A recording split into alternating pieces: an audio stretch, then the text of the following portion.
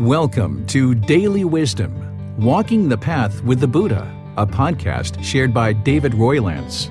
This podcast is dedicated to guiding you to completely eliminate the discontent mind and the suffering it causes by attaining enlightenment. Learn and practice the teachings of Gautama Buddha that will guide you to fully attain a peaceful, calm, serene, and content mind with joy.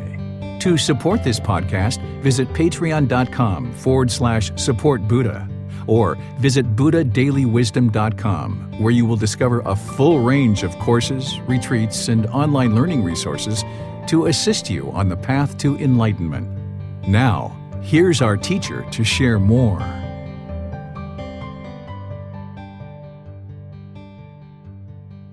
Okay, everyone, welcome back. We're going to start our afternoon with meditation like we always do, and then I'm going to move into this topic of practicing non-attachment, how to eliminate attachment to those who are closest to you. So since most of you guys have all been meditating with me quite a bit, I'm not going to do guidance again because you guys need to get comfortable with meditating on your own. We're going to do breathing mindfulness meditation where you're focused on the breath and you're cutting off and letting go. So yesterday I still gave you a little bit of guidance, but today I'm just going to do chanting and just go right into meditation, and you guys should be able to do that, and then we'll just come out with the chanting as well. You feel okay doing that, ma'am? Because you're the only one that hasn't been meditating with me regularly. You okay to do meditation without guidance? Okay, great. All right.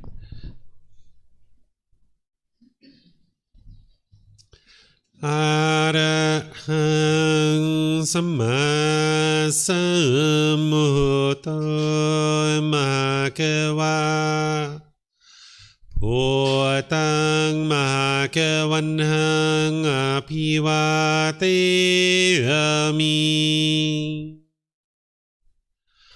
Savakato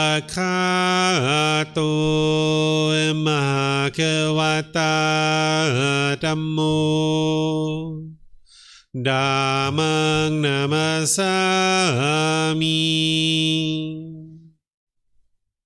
Supatipano Bhagavato Sāvaka Saṅkho Saṅghang Namami Namo Tassa Bhagavato Arahato Samma Sambuddhassa Namo Tassa Bhagavato Arahato Samma Sambuddhassa Namo Tassa Bhagavato Arahato Samma Sambuddhassa Iti piso Bhagava Arahang Samma Sambuddho Vicacaranang Sammuno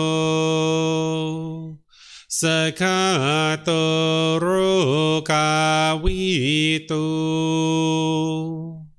Anutero Purisa Dhamma Sati Satatava Manusanang Bhutto Bhagavati.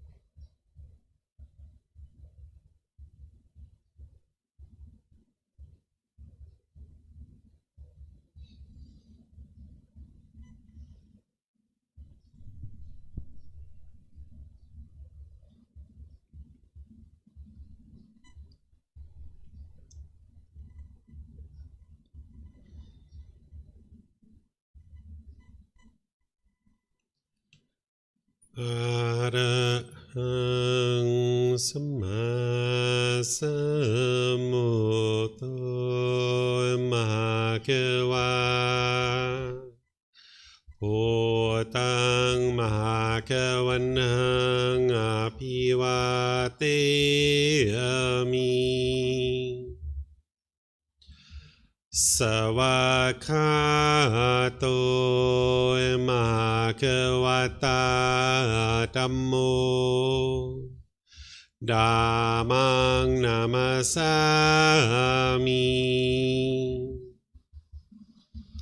Supatipano Mahakavato Savaka Sangho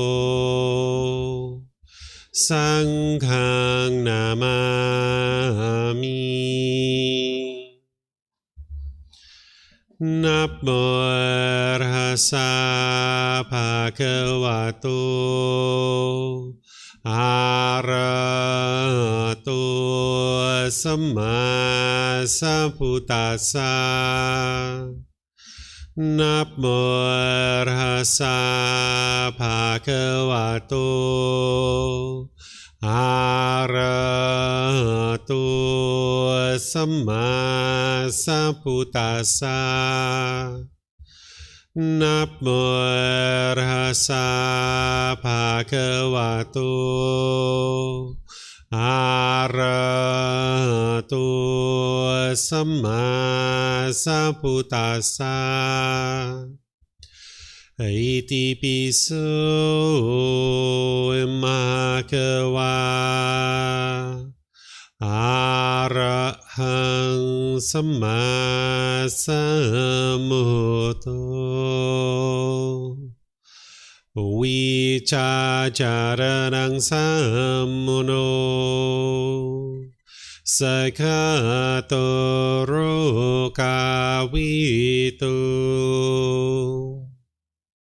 Anutero Purisa Dhamma Sati Satatawa Manusanang Poto Bhagavati.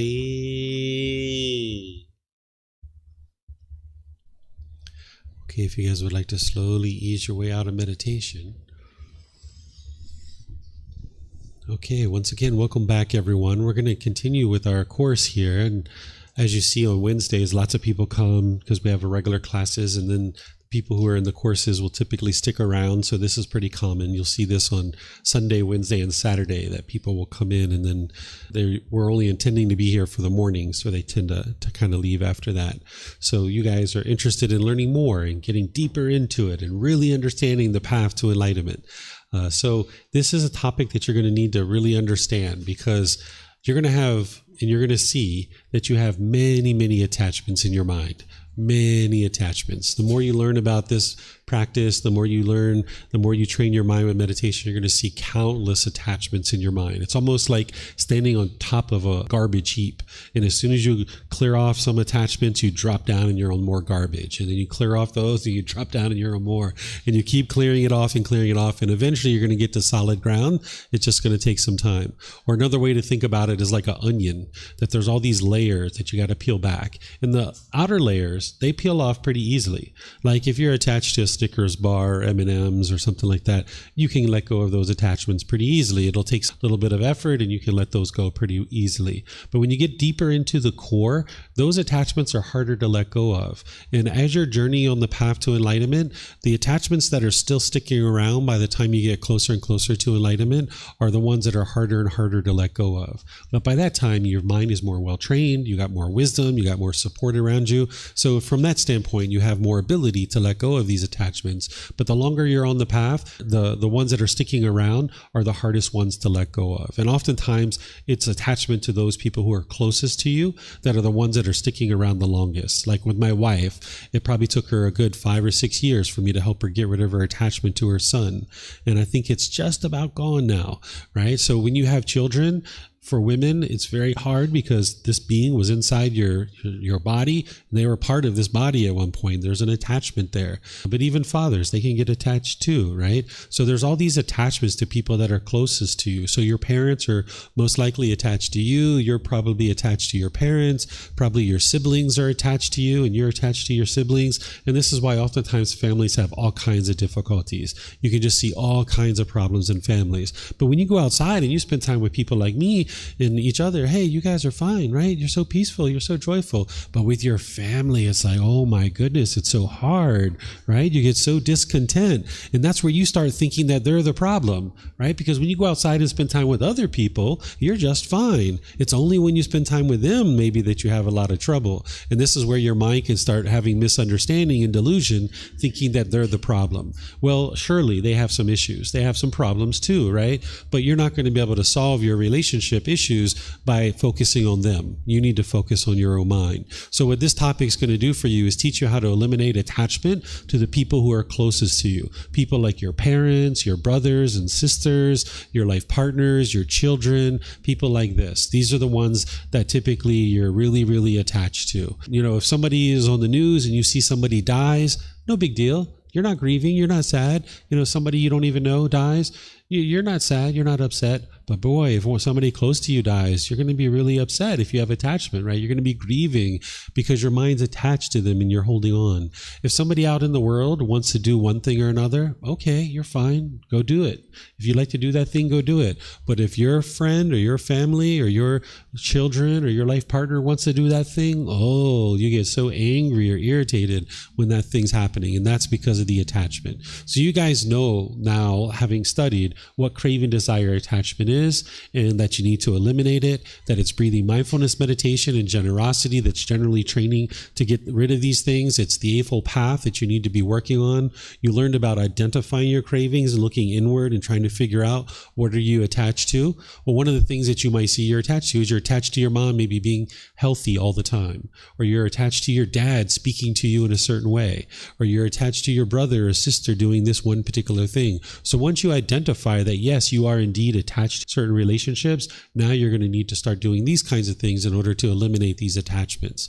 If you're having any discontentedness in any of your relationships, there's attachment there, right? You can't get angry or frustrated or agitated or annoyed if there is an attachment. So if you have a relationship where you find that you're arguing or you're hostile or bitter, or you just feel so frustrated when you're around that person or annoyed, there are certain cravings, desires, attachments that you're having. So I'm going to teach you how to get rid of your attachment to the person, not ending the relationship, because sometimes people think that the way to get to enlightenment is to eliminate your relationships, because they know that the Buddha left his family and he went away for 6 years, and they think that that's the way to eliminate attachment. Some people think that you can't be in a relationship without attachment because they're misunderstanding what the attachment is. They think the attachment is the object. It's not the object, right? It's not the mobile phone. It's not the computer. It's not the mom or dad. Those aren't the attachments. It's in the mind. It's the longing, yearning, and wanting and expecting this person to be a certain way. So when people know that the Buddha went away for 6 years, they think that they have to end all their relationships to get to enlightenment. And this is untrue, because if you were sitting around by yourself and there was no relationships that you had, and you're in a cave all alone, you might be feeling somewhat peaceful there, but you're not enlightened yet because you haven't been able to come in contact with people and have relationships and learn how to do that peacefully. So the Buddha did go away from his family for 6 years, but he was in contact with people every single day because he had to get food. He was walking down the street collecting food from people. So the idea of the Buddha going into the forest for all these years and never seeing anybody, and that's how you get rid of your attachment, that's not actually true. But sometimes going away from people, it does help you eliminate your attachment, but that doesn't mean you can't ever come back together with them and spend time with them. So I'm going to teach you how to eliminate your attachments by all the different things you need to do, and then you can reside more harmonious in all these relationships. And just like always, you guys can ask questions here at the temple by using the mics, and those of you guys online, you can ask questions through putting it in Facebook, YouTube, or Zoom, or in Zoom you can raise your hand and ask any questions that you like.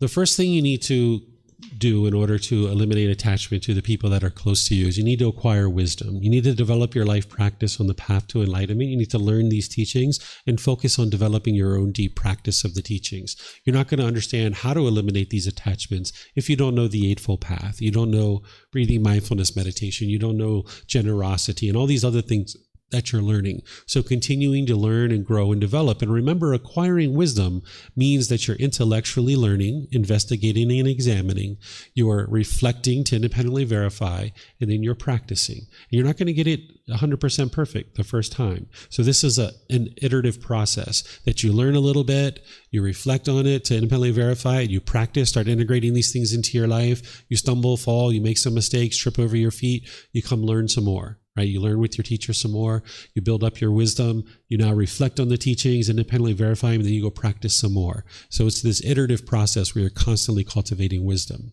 You're also going to need to understand true love. That's why I talked about that this morning, right? These talks are in a certain series for a reason. You're going to need to know what true love is. You're going to need to practice that. Understanding that love is not attachment. And when you're missing a person, that's not love. Sometimes people think that when you're missing somebody, that's your love, right? So if you went away and you called back to your life partner and you said, honey, did you miss me? And they said, no. You might think that they don't love you, right? But that's not the love, right? That's if you're missing somebody, what you're saying is, I can't be content unless you're here. I can only be content when you're here. I can only be peaceful and joyful when you're here. So that's not actually love. That's the craving, desire, attachment. That's the mind holding on. So you're going to need to understand what true love is, and understanding and being comfortable with everybody making their own decisions, and understanding that when you're grieving in your relationships, like if the relationship's over and you grieve, or if somebody dies and you grieve, that's not the love that's causing that. So what I taught you this morning, and there's more to learn about that, there's more for you to practice to get more and more to unconditional love. That's what you're going to need to do in order to eliminate your attachment to the people who are closest to you. You're going to need to get comfortable with having people make their own decisions and allowing them to have the freedom to make those decisions. We all have free will, every single one of us. But sometimes when we're in relationships, we try to coerce each other to do things a certain way. You might try to control your brothers and sisters, or they might try to control you with certain decisions, or your life partner or your children, because you want them to do things a certain way. You're going to need to learn how to step back and let them make their own decisions and be comfortable with them making their own free will decisions. So allowing space for other people to have their own thoughts and ideas, treat things like an open door. Ask and invite your friends and family rather than putting pressure on them or forcing them. What I mean by this is, I'm trying to think of some examples. So like with my son, I might say, Bailan, would you like to help me clean? Mom's gone, right? Mom's gone. She went to the USA. I would like to clean up the house. Would you like to help Dad? And he's like, sure, I'll help out. Right? Instead of like, hey, your mom's gone. We need to clean this house. Get up off your butt. Let's go clean. Right? This is like trying to force or coerce them into doing, like, you have to do this. Because as soon as people do that to you, you dig in your feet. You don't want to do it. You'll actually be more influential if you ask and invite people. And then whatever choice they make is the choice that they make. Right? And this is going to help you in your relationships, where if you're putting pressure on people, this is going to result in difficulties. And the other example I gave you was like my wife when I was talking about going to the movies, where I used to say, hey, do you want to go to the movies? And she would say, no. And I'd be like, you're a party pooper. Why don't you ever want to go to the movies with me? And, I would be maybe angry about that. That's pressuring and forcing, and you're not going to be successful. That's the attachment. But when I can ask and invite, I can say, hey, honey, would you like to go to the movies? And she's like, yeah, I'd like to go. Or no, I'm not interested in going. Okay, great. Right? You're just asking and inviting, and you can be comfortable either way. If you have a craving, desire, attachment in your relationship, you can only be happy if they do things your way. And you're going to need to understand impermanence, that they're sometimes going to do things differently, and they're not always going to do things the way you're thinking. So let go of wanting them to do things a certain way and just ask them and invite people to join you. And if they would like to join, wonderful. I don't know if you guys even hear my language when I'm talking about meditation. Even when people come to the temple and they're physically sitting here on a meditation mat, I will sometimes say, I would like to invite you to join for meditation. I don't know if you guys have ever heard me say that, but I will sometimes say that. Even though they've chosen to come to the temple, even though they're sitting on a meditation mat, I'm inviting people to meditate, right? I'm not forcing them. I'm saying, you have to do this, or you have to do that. You would like to pay attention to your language and your word choices as you talk with people, because they communicate a certain meaning. That's why on the first day of this course, I taught the Eightfold Path, because you need to know right speech in order to get to this kind of teaching like this. So paying attention to your tone, your tempo, and your word choice, talking gently, asking and inviting people rather than trying to pressure them or force them to do anything particular. Be comfortable with the struggle. Allow people to struggle sometimes if that's what they need to do. You can offer your advice. You can ask and invite them if they would like your advice, but ultimately you're going to need to allow their struggle, because it's their life, their decisions, and their results. Like my son, sometimes I'll give you this example, that one time he had a bunch of friends in the village. And when my wife and I saw this, we saw that these boys were into unwholesome things and they were making unwise decisions. And we told my son, we said, hey, those people you're hanging out with, we think you're going to have problems with those people, and you may consider not to be friends with them because you're going to have issues. And he's like, oh no, I like hanging out with them. Those are my friends. Those are my buddies. Okay, up to you. You make whatever choices you like. And we just allowed him to go. We knew he was going to have issues. And it wasn't more than a couple of months later that he came home one day and I was like, where's your bike? Where's your bike helmet? Oh, somebody stole it. I came out of my friend's house and it was stolen. Well, we live in a village it's a fenced-in community. It's a gated community. And I knew that it was somebody that he was hanging out with. It was one of his friends. So we started looking into it, and of course, it was one of his friends. They stole his bike helmet, or they stole his bicycle. I forget. I know it was his bike helmet. I can't remember if it was a bike or not, but either way, they took something from him. And we started talking about it. We got to the end of it, and eventually this boy brought the bike helmet back, and it was this boy that he was hanging out with. And then even still, he didn't choose to stop their relationship. He continued to have a relationship with these boys. Well, it wasn't more than a couple of weeks later, he came home one day and he was all soaking wet. And I was like, what happened? He was like, oh, they dumped water on me.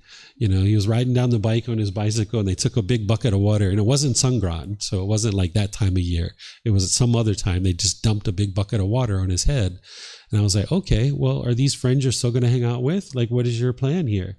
He's like, yeah, I don't think I should hang out with them anymore. He's like, what should I do, Dad? So I explained to him, I said, you don't have to look down on them. You don't have to think badly of them, but I think you should go away from them for a period of time so that they can see that they made unwise decisions, that they were treating you a certain way and you're choosing not to spend time with them. If you see them in the village, if you pass by them, say hello, smile, why to them, whatever it is, but just choose not to spend time with them and hang out with them. So that's what he chose to do.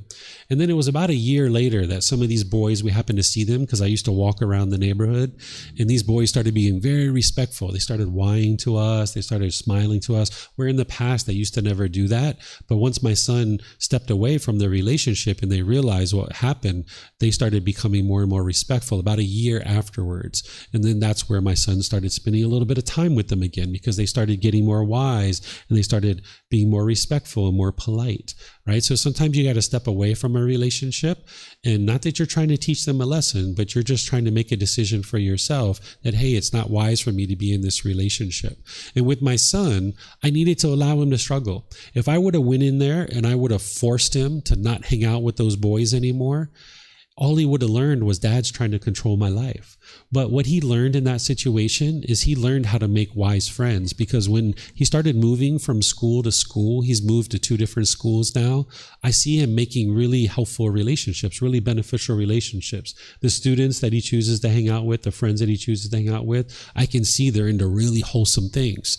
He would have never learned those lessons and learned how to select wise, wholesome friends if I would have just rushed in there and made a bunch of decisions for him. So by stepping back and allowing him to make his own decisions, I'm not attached to him. I'm not forcing him to do any particular thing, but he also was able to cultivate wisdom, and now he has the wisdom of how to make wise friends and cultivate relationships. So that's one of the benefits of stepping back and allowing people to struggle, if that's what they're choosing to do, because then they get to cultivate wisdom. So I asked my son if he would like advice about these friends that he was hanging out with, and he said, no, I'm interested in hanging out with them. Okay, go ahead.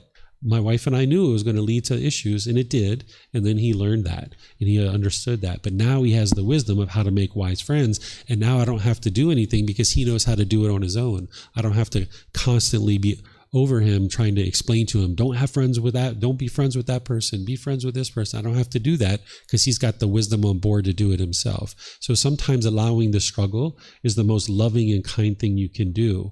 But if you're attached to your mom or your dad, or if I was attached to my son and I wanted everything to be perfect in his life, I wouldn't feel comfortable with allowing that struggle. But when he came home all wet that day, I was smiling. When he came home in his helmet, and they had stole his helmet, I was inside, I was smiling. I wasn't happy that it got stolen. I wasn't happy that he got this water, but I knew, like, yeah, exactly. This is what I've been saying. I didn't say that to him, but in my mind, that's what I was thinking, is like, yeah, this is what was going to happen. We knew this was going to happen. So I just guided him through it, right? So allowing the struggle, they can cultivate wisdom. Understand that everybody is an individual being.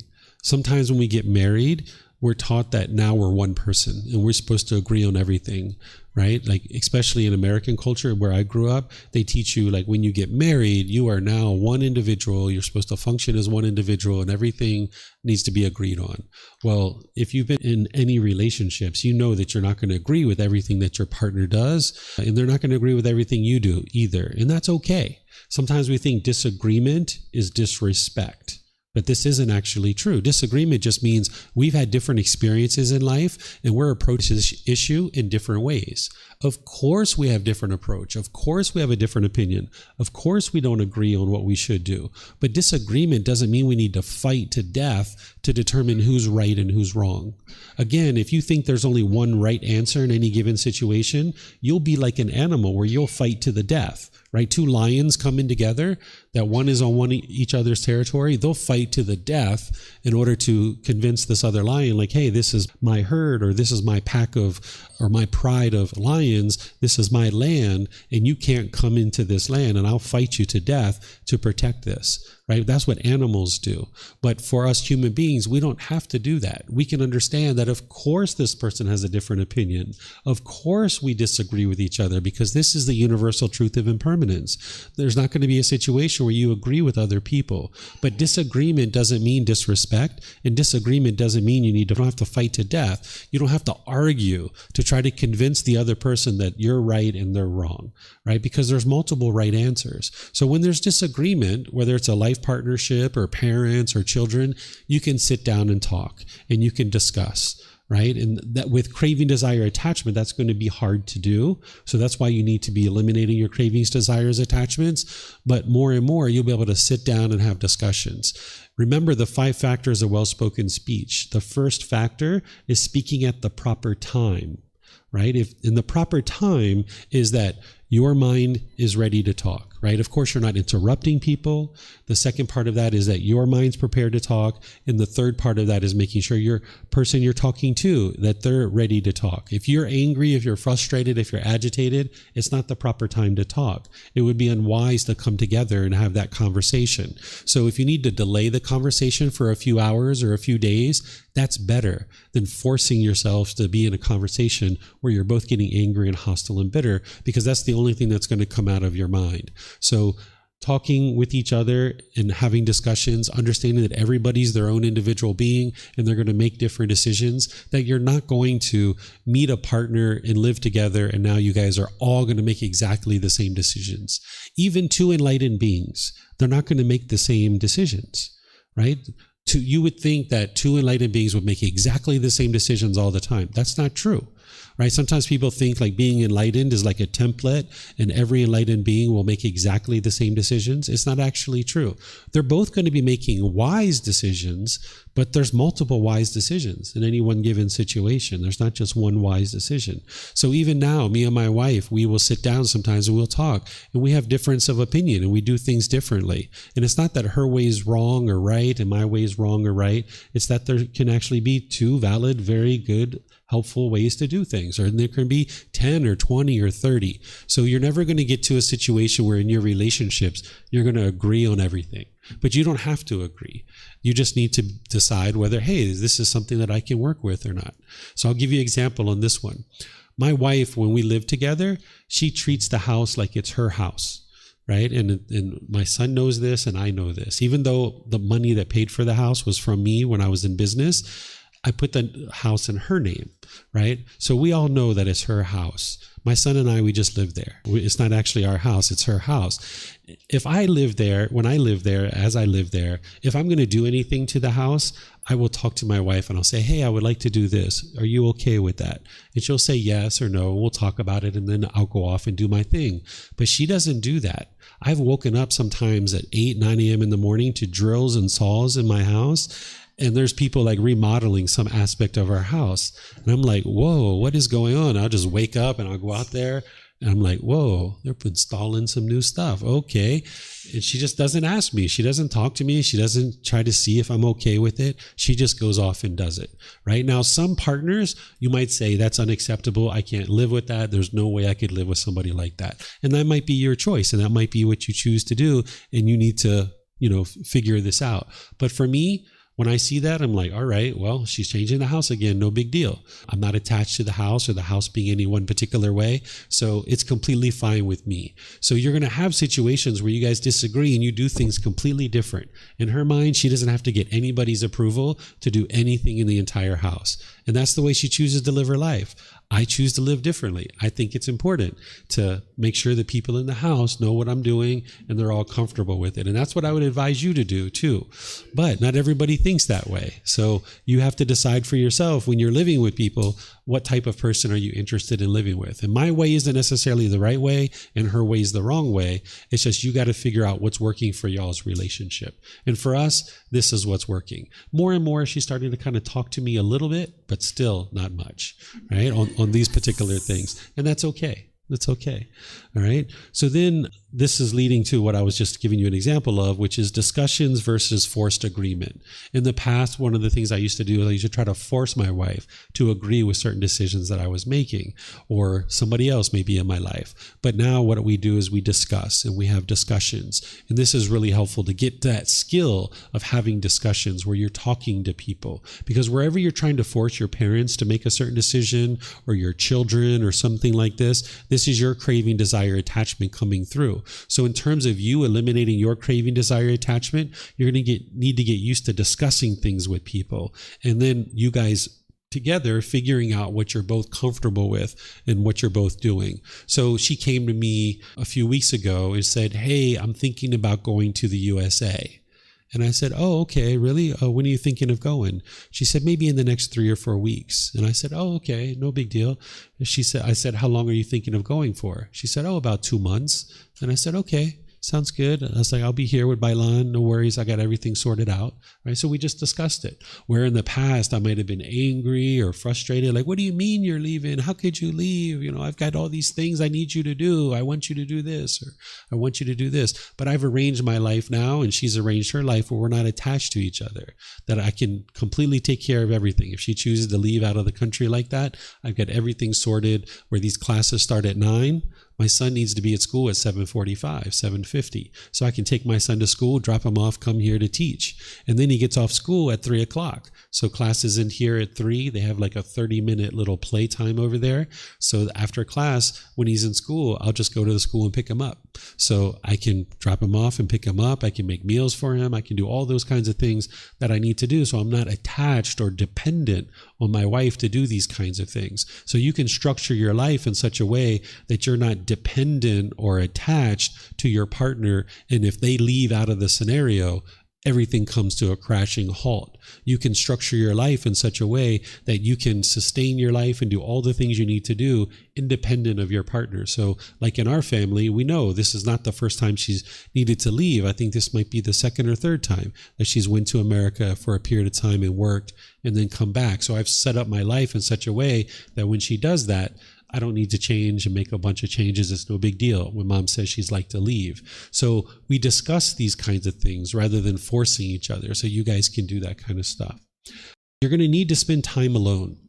Sometimes we get used to going out into the world with other people, and we only feel comfortable going out when we're with other people, right? Like if you're going to the mall, like when I grew up as a child, we were kind of in our group, it was like, well, if you go to the mall by yourself, you're a loser, right? I don't know if you guys had that when you were growing up, right? Where if you went out to, like when I was in college, if you were eating alone in the dining hall, people considered you a loser, that you didn't have any friends, right? Well, this isn't actually true. You're going to need time alone, because if you're always with other people, you're not going to have time to sit with your own thoughts. You're going to need to be reflective and look inward. So if you're always eating with other people, if you're always going to the mall with other people, if you're always going to the movies with other people, you're not going to have time to be reflective and look at your own thoughts. So you're going to need time to be able to do that.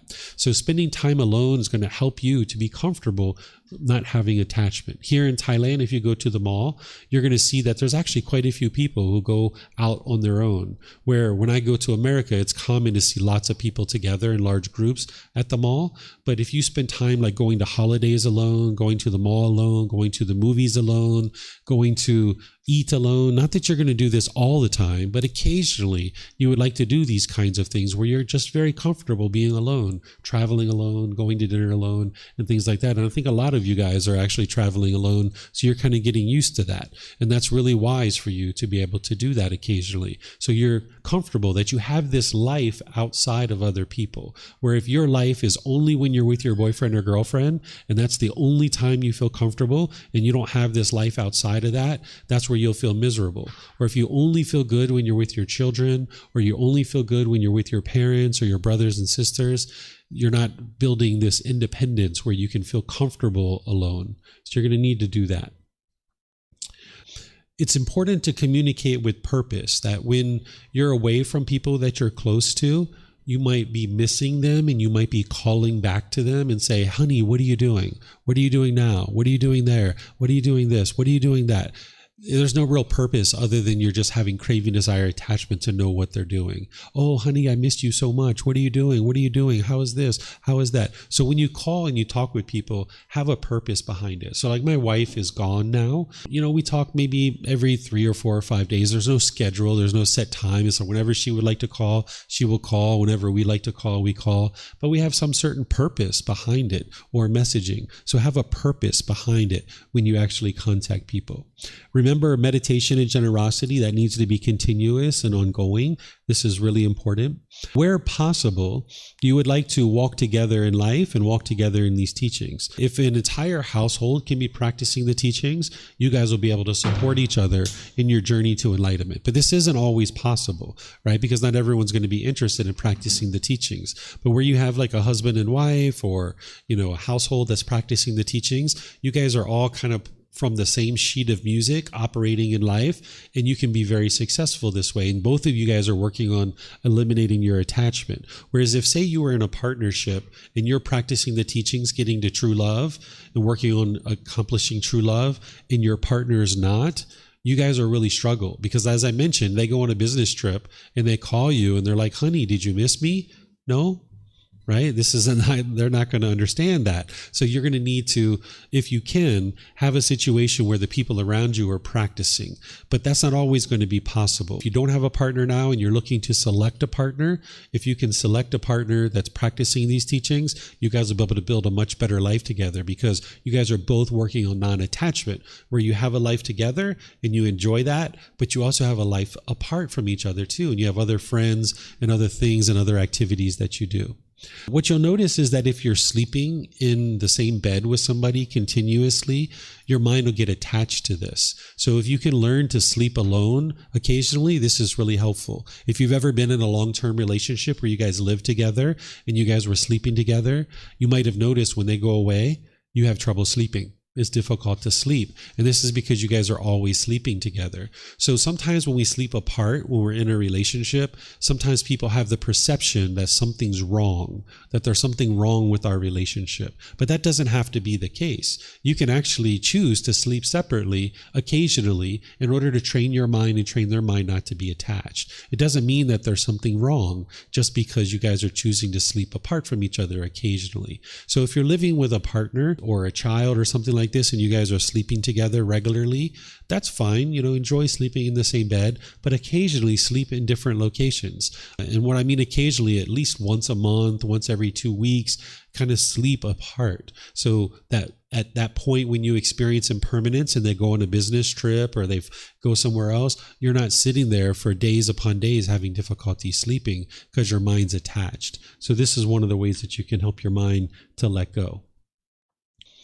No attachment cultivates closeness. Sometimes people are taught, and this is a common in American culture, I don't know about other cultures, they say a family that eats together stays together, right? And when I was growing up, there was a lot of obligation and expectation to everybody eat at the same time, like 6 p.m. or 5 p.m. Everybody has to eat at the same time. And we were kind of forced to all eat at the same time. And then people feel miserable because some people are hungry, some people aren't. Some people are interested in eating and some people aren't. So those kinds of things, you have to be able to see that this is a cultural conditioning. This is things that maybe people do in your culture, but it's not necessarily the wisest, that everybody's not going to be hungry at the same time. And if everybody's forced to eat together at the same time, you might actually see that there's a lot of arguments at dinner time.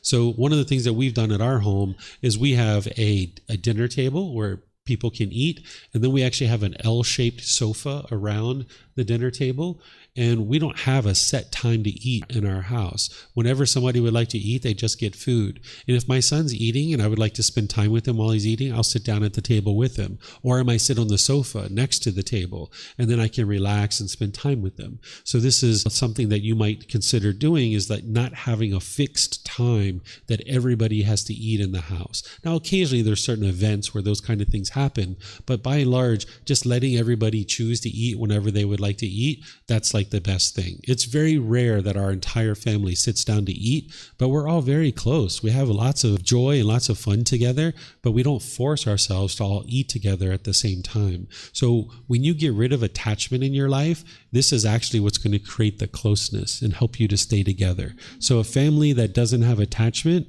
that's a family that's going to actually stay together for a long time. If there's any discontentedness, that means there's attachment in the relationship. There can't be discontentedness in the relationship if there is an attachment. So use that as the red light on the dashboard of your car, alerting you that, hey, there's attachment in our relationship and we've got to sort this out. And there's different ways to be able to sort that out, like I'm sharing with you here. When you're spending time with your people that are close to you, look at the quality of time that you're spending versus the quantity of time. Because oftentimes we feel like the more time we spend with somebody, that means that we're the closest to them, right? But the quantity of the amount, or the amount of time that you're spending with someone, isn't an indication of anything, right? But the quality of time, you would like to look at the quality of time that you're spending together and spend good quality time. You're going to need to be patient because these attachments, it's going to take a while to eliminate them out of the mind. You're not going to be able to just quickly eliminate these attachments, but through gradual and consistent ongoing training of the mind, that's what's going to help you to eliminate attachments from the mind. And then lastly, the very last thing that I will share in order to help you guys to eliminate attachment to those close to you is this is the most impactful thing that you can do in order to eliminate attachment to the people close to you. The Buddha referred to it as contemplation of death or reflection of death. And this is a technique that you do. What you do is, let's just say that you know that you're attached to your mom, and the idea of your mom getting sick just really bothers you. The idea of your mom dying, it really causes a lot of complications, a lot of sorrow in your mind. And what you would like to do is what's called reflection on death, which is after you've already got a good breathing mindfulness meditation practice and generosity well established, at some point you would like to start reflecting on your mom's death. What this means is you sit somewhere, possibly with your eyes closed, and you envision that your mom has died. Maybe you've gotten a phone call from the police or a doctor or nurse or something like this, and they're informing you that your mom has died. You're not planning for your mom to die. You're not aspiring for her to die, but you're just envisioning in your mind as if it's happened. You're confronting this. So now in your mind, as you're reflecting on mom's death, you kind of play that out. what's the next steps? You're not planning it out. You're just playing it out as if it has happened, right? So maybe now you go talk to a funeral home, or maybe you need to identify the body. Maybe you're preparing some viewing or some funeral. Maybe you're picking out caskets or choosing to have her cremated. Again, you're not planning it out. Your decisions when she ultimately dies can be completely different, but you're just living this out as if she has died within your own mind. And as you're doing that, you might actually grieve. You might become sorrowful. You might experience this. And if that's happening, that's the attachment that's starting to break away. And as your mind isn't getting what it wants, which is mom to be permanent, you might notice this grief and sorrow coming up in your mind. And as you're doing this, what happened when I did this is I realized at the end of this that there were certain things that if my mom had truly died, I would have regretted never telling her. Or there were certain things that I wanted to hear from my mom that if she had truly died, I wouldn't have been able to hear those things from her. I wouldn't have been able to ask her those questions. So after I did this and I had a little bit of grief and sorrow in my mind, after my mind regained its composure, I picked up the phone and I called her. And I was like, Mom, I've always been meaning to tell you. Mom, I've always been meaning to ask you. And I had that conversation. And it was wonderful because if she had truly died, I wouldn't have been able to have that conversation. So what you're essentially doing is you're confronting death. Because death is going to come visit you, right? Your parents are going to die. Your partner's going to die. Your brothers and sisters are going to die. You're going to die. All these things are going to happen. And you can either let it sneak up on you and catch you by surprise, or you can confront it. It's like, hey, I see you, death, over there. I'm going to come see you. I'm not going to let you come sneak up on me. I'm going to come see you. Because when someone dies in your life, it can feel like you're chopped off at the knees, or that the carpet has been pulled out from under your feet. If you've had someone close to you die, you know what that feeling's like. And that's because of the attachment. So what you're doing here is you're putting the mind in the situation that it doesn't want to be in, which is confront this death. And now you're doing it on your terms. Rather than allowing death to sneak up on you, you're doing it on your terms. And now when you do this, you might get sorrowful, you might grieve, and you're going to regain your composure over a couple of days. Some people have even said it's taken them a week or two with certain people in their life to regain their composure. And that's why you like to have your breathing mindfulness meditation and your generosity well underway by the time you do this. But eventually your mind's going to regain its composure. And then you're going to need to do this again, right? You're going to need to do it again and again and again, maybe once a month, maybe once every 2 weeks, until you get to a point where you've done it 2 or 3 times. You're completely fine. It's like, yep, mom's going to die. It's okay. You've accepted it. There's no tears. There's no grieving. There's no sadness. You've just fully accepted it. And by doing this, this is what will help you eliminate your attachment to the people closest to you, along with all these other things. So whether it's your life partner, whether it's your children, whether it's your grandparents or whatever, this is one of the biggest ways to eliminate your attachment to people close to you. And more likely than not, if you have children, they're not going to die before you. More likely than not, you're going to die before your children. But this helps you eliminate your attachment to them so that when you are dying, you're not attached to them and you're not holding on, right? So I needed to do this with each individual member of my family. Some people have pets that they're attached to. You could do this for them. You can even do this for your own life. Like if you're afraid of death or you have fear of death, you can sit and envision that you have died and play that out. Like a police officer is going to talk to your mom, or maybe a doctor is talking to your mom or your dad or somebody else or your life partner. And you can play that out, what your funeral is like. Not that you're planning it, you're just confronting it. And this will help you eliminate any fear you have for death itself. So any questions on any of these things that I've been sharing? Yeah, if you could get a mic, we have some people online. There's a lot of hype nowadays about life extension medicine and therapy, and there's a lot of, like, especially Silicon Valley is super obsessed with the idea of living forever. How do you think that the practice of Buddhism would change if we do discover a cure to death? Or let's say we could live 10,000 years. Do you think the religion, or not the religion, but the path would change? No, there's never going to be a time that we'll ever discover how this body can be permanent and how we could live forever. There's no such thing. Because we're born, we're going to experience sickness, aging, and death. We're going to experience the impermanent nature of this body. It's inevitable. Anything that rises, it's going to change, it's going to fade away. It's a universal truth, and you can see it all around you. So this is one of the interesting things I think about from time to time, because there's lots of money, I'm sure, going into how to figure out how to have eternal life, and it's just never going to be possible ever. They'll never find it because it just doesn't exist. Mm-hmm. Okay, you have a question, Frank? So when it comes to not being attached to certain people, the two things come to my mind. One of them is the impression of, oh, well, wait, if Frank's not reacting to someone passing away, wow, he's kind of cold-hearted, right? Like there's a bit of that, which, on one hand, I'm like, I'm just being me, like whatever, I don't really care, kind of thing. Mm-hmm. But at the same time, to navigate society and kind of family dynamics, it's almost like part of me wants to, cry fake tears to just be like, oh, okay, yeah, Frank actually did care, and so I'm not sure how to navigate that, because not everyone around me is on the path. Sure. Not everyone has taken, this class about non-attachment. Mm-hmm. Well, what do you and I mean, connected to that, not just society, but even when dating someone who might not be on the path. I remember a friend of mine was complaining that her boyfriend was just like would not engage in a fight with her, and and she's like, oh, it makes me so mad. And I think eventually they broke up because she wanted that bit of a reaction, that rise, and he's like, no, I don't like drama. Mm-hmm. Mm-hmm. Yeah. So I've had students ask me this before, because they're actually experiencing it, where they're learning, they're practicing, they're developing their mind.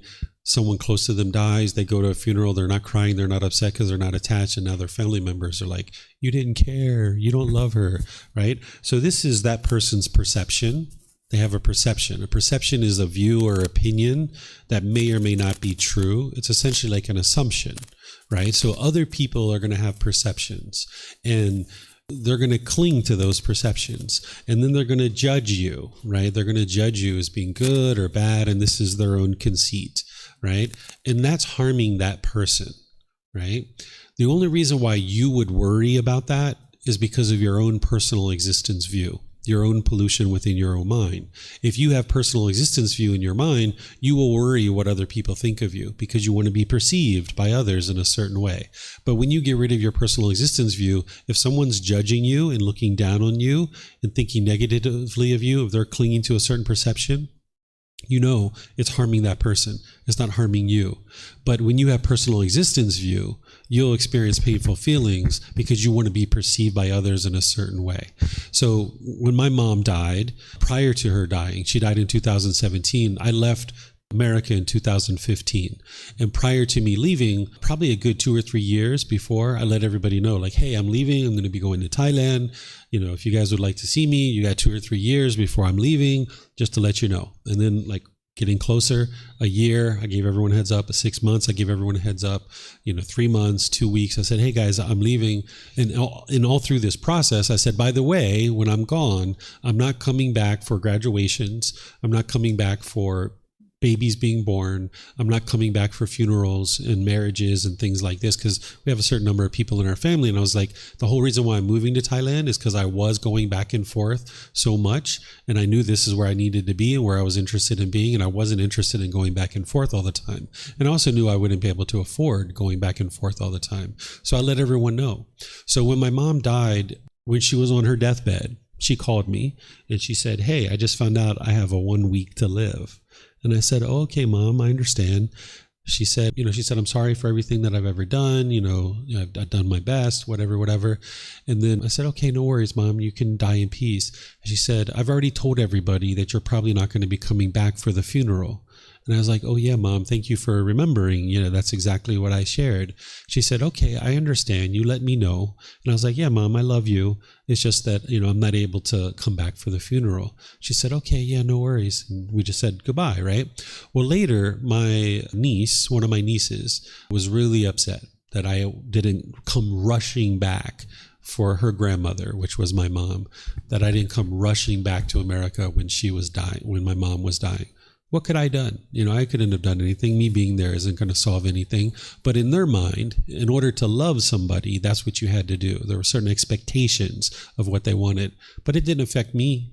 If they think of me as a bad person and negatively, even still, this same niece, she won't talk. She won't, which is no issue because I'm not attached to having a conversation with this person.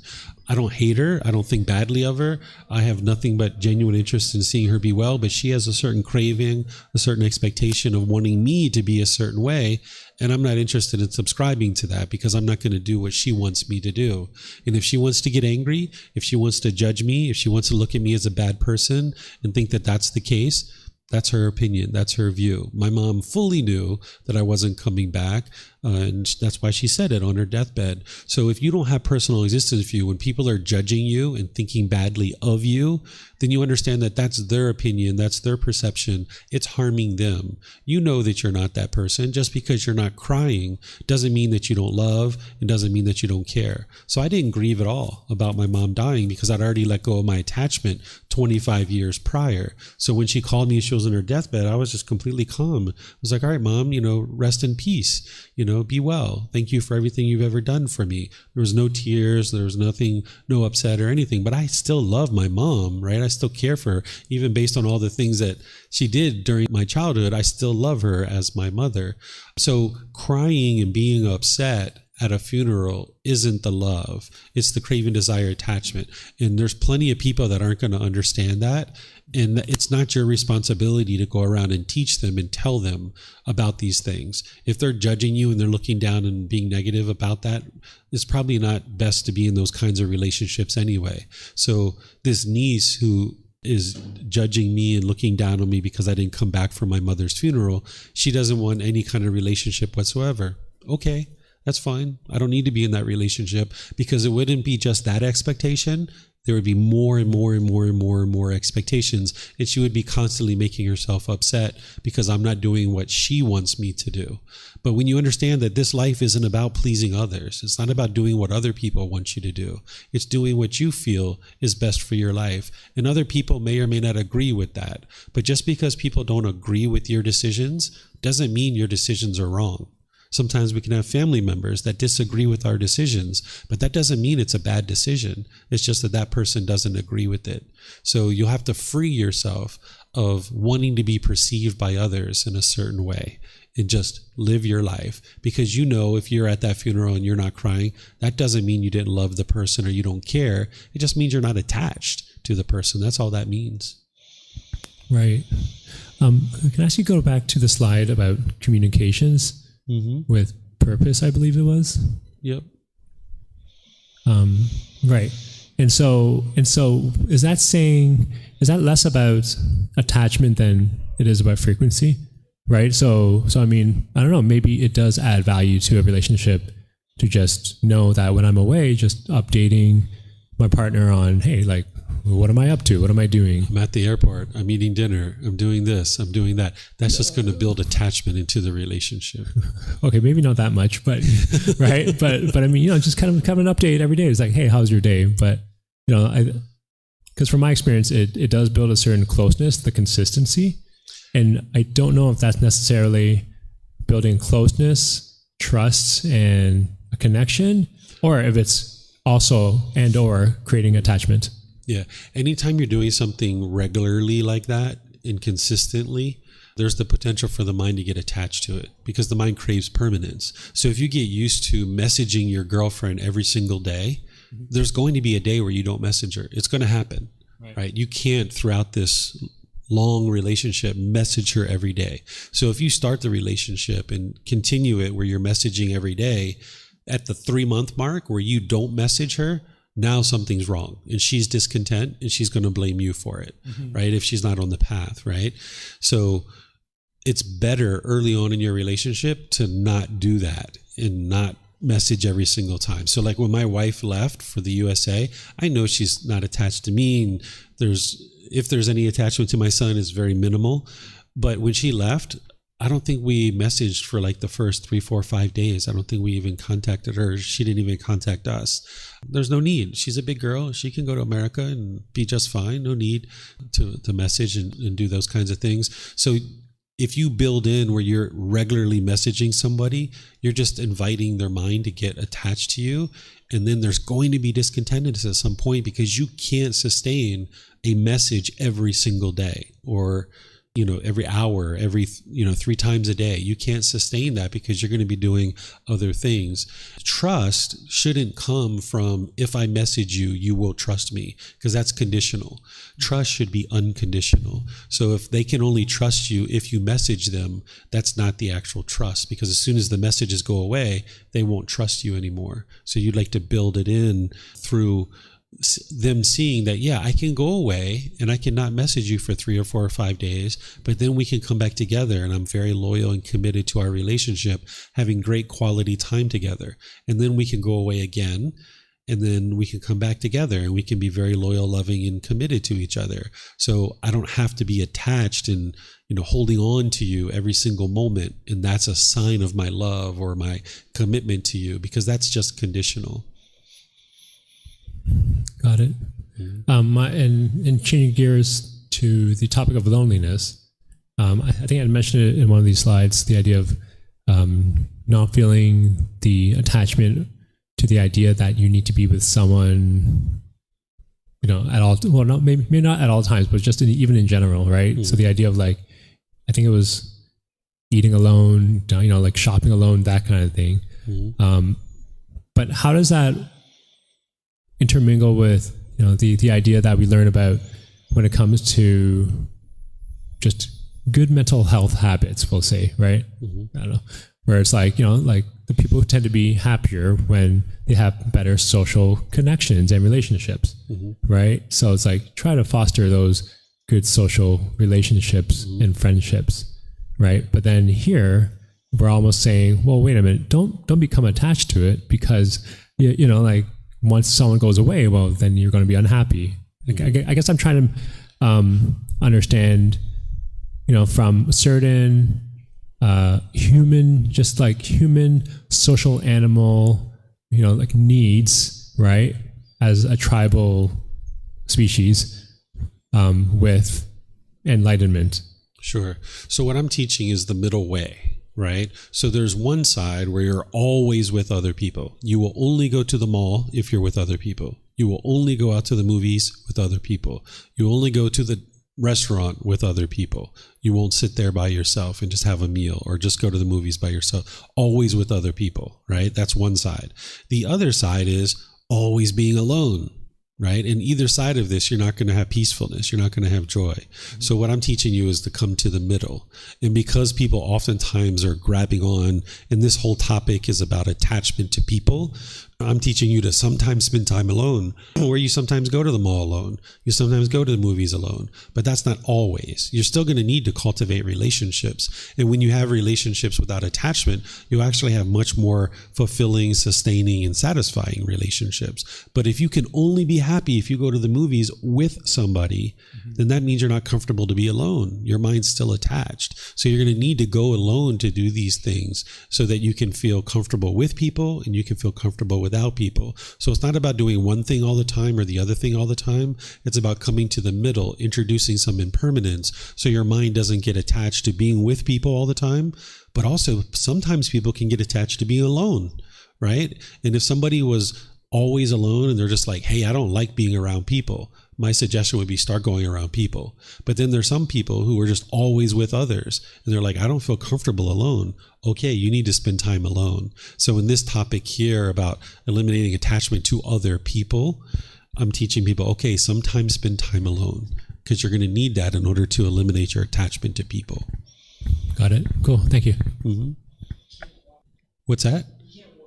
Yeah, this is an independent journey to enlightenment, but there's other people that you need, right? You need a teacher, you need relationships with friends and family, you need those kinds of things, but it's a matter of not being dependent on it. So like every single problem you ever have, you're not going to come to me and talk to me about it, but certain significant ones, certain challenging ones, certain ones that where you're not sure on, you're going to need my help, you're going to need guidance. So you need people, but you're not interested in being attached to them. So it is an independent journey, but you need support from other people in your life. Okay, let me see if we have any questions online. Okay, I'm not seeing any questions online. So what I'll do then is just end here by helping you guys understand what I'm going to be sharing with you tomorrow. Tomorrow, we're going to start with loving kindness meditation, of course.